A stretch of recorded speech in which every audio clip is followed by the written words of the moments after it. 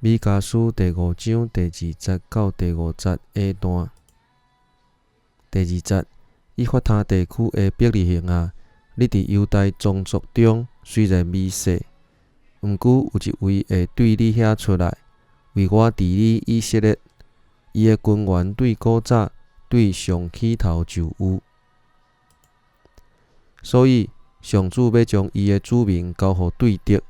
直到迄个得喙船的妇人人甲囝生出来，迄时遐个狩猎要活地的同胞会倒来以色列遐，伊要靠上主的气力徛出来，奉上主伊的上帝的名的威严，牧养伊的羊群，互因安然徛起，伊会伫全地受尊做大。即位会互咱四境平安。